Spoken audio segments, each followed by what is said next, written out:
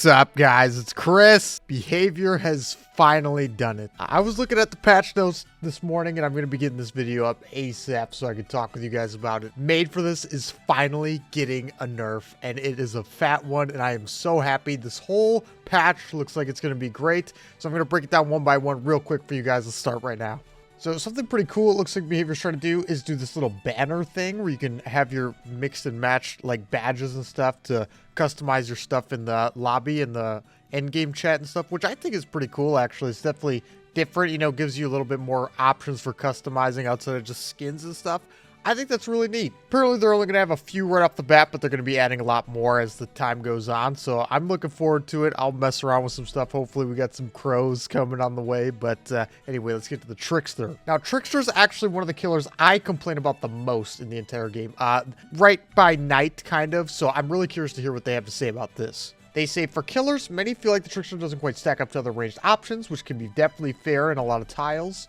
For survivors, dodging blades can feel like inconsequential since so few would injure you, making it feel unavoidable. Yeah, it's pretty hard to mess up 44 or 52 knives. It's almost impossible. We want to focus on this rapid-fire machine gun gameplay for this update. We ask ourselves, what's better than throwing a bunch of knives? Throwing even more knives.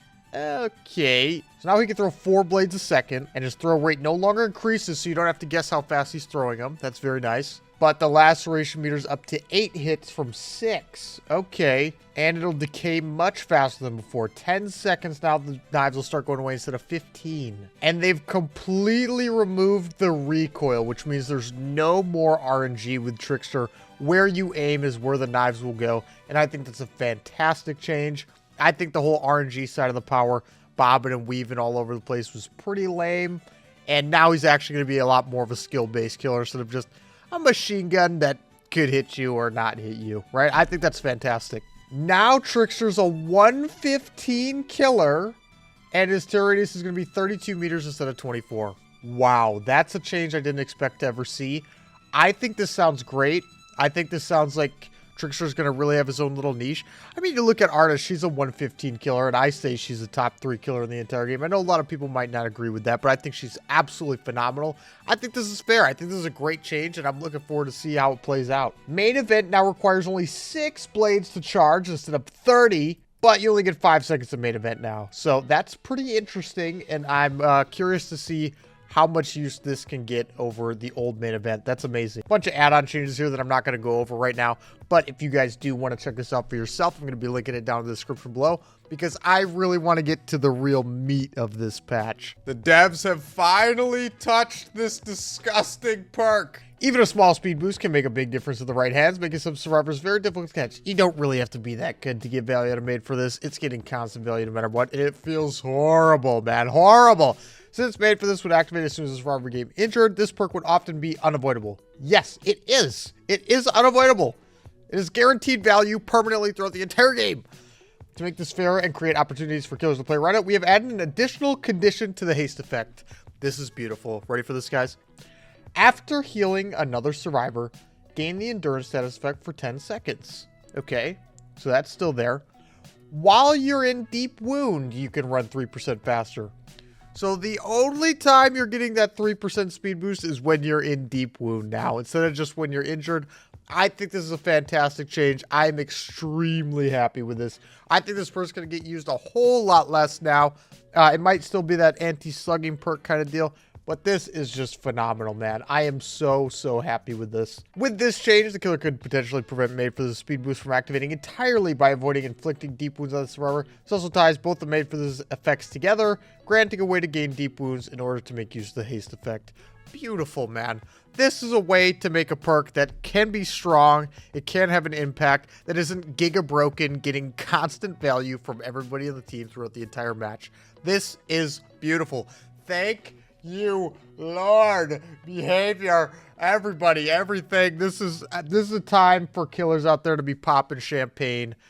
This perk, it wasn't like a skill-based thing at all. There was nothing that made this perk fair at all. It was just broken. So this is really amazing.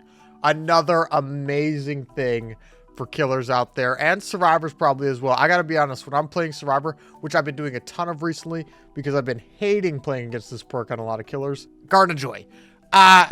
I just never feel good looping a killer on this map. It's just so broken. When I'm playing on it on killer, I'm like, oh god, let's see how many pallets I have to eat this time, right? So let's check out what they got going on here. We turn our attention to the window of the large house. Yes, there's a god window there. There's also a very strong window up here by the gen. There's one that can spawn here. There's another really strong window on the back side of the house you can't see from this picture.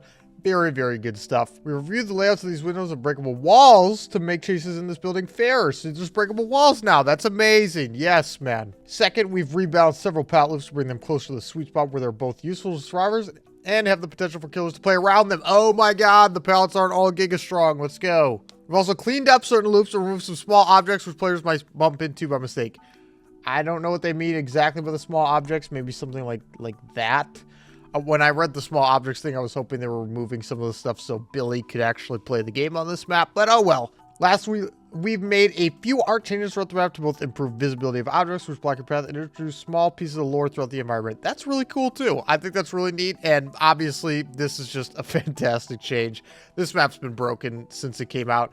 Same with this thing, but now I can finally, when this change goes live, there's 2 less things for me to just complain about all the time. It's awesome, man.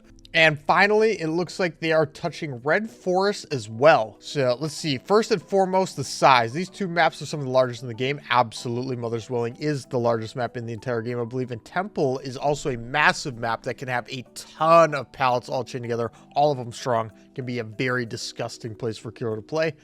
This can cause some gameplay issues, costing the killer a lot of time to cross from one end to the other for survivors. Absolutely. We are reducing the size of both maps to bring them more in line with the rest of the realms. Ooh. Second, we've reviewed various pallet loops and reduced the amount of vegetation surrounding them, making it easier to identify loops at a glance. That's really nice. You know what? I want to say this about behavior outside of the Made for This and Garda Joy, which I'm obviously ecstatic about. I want to say major props to them. They just reworked these maps, but they can sit there and admit their mistakes and look at the things they can do better with them instantly. It's not like it was like this long, another year before they touched again. They saw the maps, they see the problems with them, and right away they want to make sure they can fix it so that there's no other time they have to touch this map. Hopefully they never do. That is fantastic. And with that, we've reached the end of this developer update. Man, I gotta say, this is a day I didn't think I'd ever see come. Made for This has been the most broken perk in the game for 5 months now, almost 6. So just hearing that they know it and they're taking care of it and really, really nerfing this thing is just music to my ears. Well, eyes, I guess I read it, but either way, let me know what you guys think of all these changes down in the comments below. I'd love to have the conversation with you guys. I'm super stoked to be playing Killer and do my win streaks and stuff again and just enjoying the game. It just hasn't been fun playing against Made for This all the time for me personally. So this is just amazing, amazing, amazing. But yeah, anyway, I will be going back to a ton of videos as soon as this patch goes live. And I hope you guys enjoyed, and I'll catch you guys in the next one.